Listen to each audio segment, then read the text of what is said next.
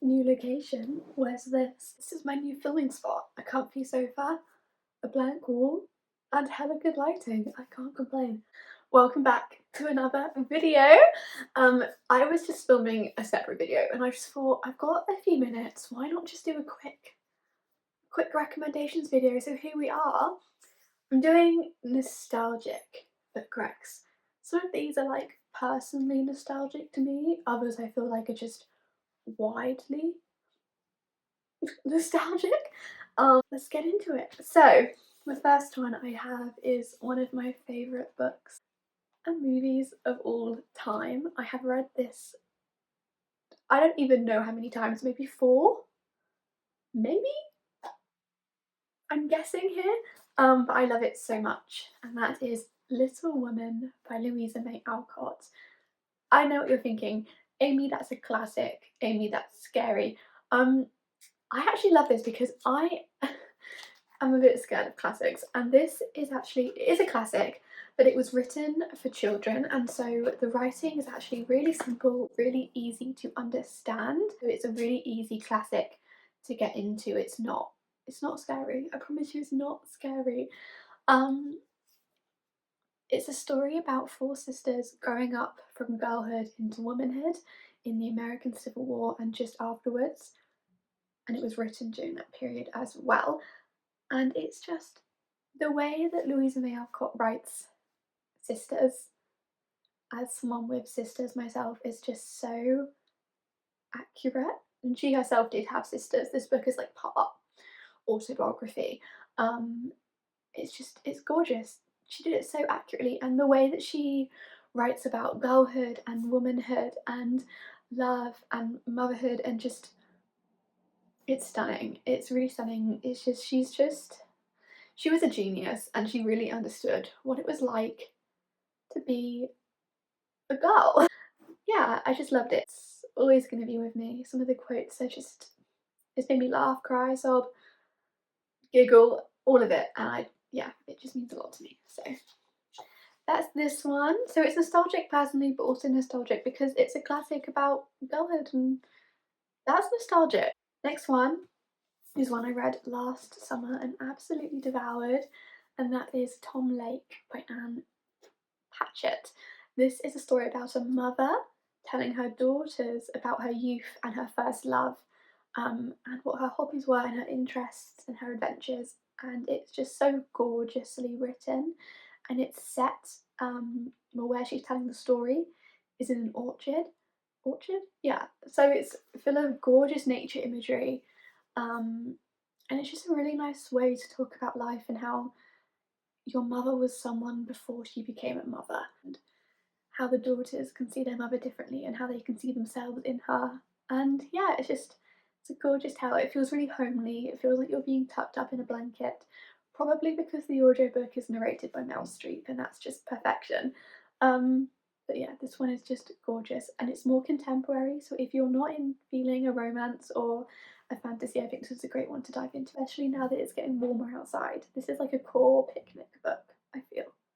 So yeah. The next one is another one of my most favourite books ever, and I feel like we're all going to recognise this one. It would have been hard to avoid it about 3 years ago on Book Talk, especially lockdown Book Talk. And so, if you were there at that time, you're definitely going to know what I'm talking about. I have reread this book 3 times as well. I tend to reread it every sort of springtime, so I am due a reread actually. I will get on that at some point, but that is The Selection by Kira Cass. This is a story about a girl who was selected to compete in a competition with a load of other girls for the prince's hand in marriage. And there's a lot of political intrigue, a lot of drama, and obviously romance. And I just love it. Again, it's like, it is a bit of a, I think it's a dystopian. I'd call it a dystopian, but I'm not, that's a bit hazy. I'm not quite sure. But I love it. It's got the perfect blend of dystopian drama and romance, and almost this fairy tale element mixed in with that sort of like what's hiding underneath the perfection. I love it. I really love it. I mean, it probably is due a little cover upgrade, I can't lie to you, but I literally read this every spring, and it's just, it feels like you're going back into the original Book Talk, and also it's just, Such a mesmerising tale. I would really, really recommend. The next one is actually a brand new release, but I think a lot of you will get it. If any of you used to watch the Tinkerbell movies when you were a kid, a new like young adult book was just released. Young adult, new adult, somewhere around that range, and that is Wings of Starlight by Alison Saft. Yeah, this is not a kid's book, so don't go recommending it to whoever. But it's targeted at audiences of like around my age, like young adult, new adult, etc. Who watched the Tinkerbell movies as a little kid, and it's about Clarion, the like Queen of Pixie Hollow, and what was his name? I forgot.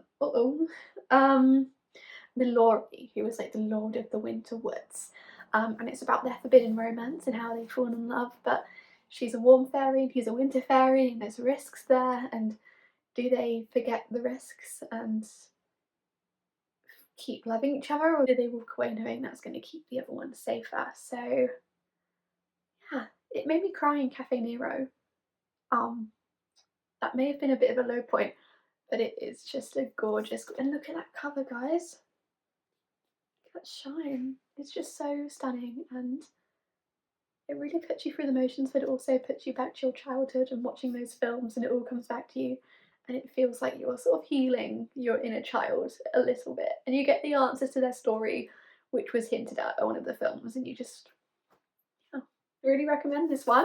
Next one we have is another OG book talk one, and a series that kind of took over my life at the point that I read it. I was obsessed. I read every single book in this series with my best friend, and I don't regret it.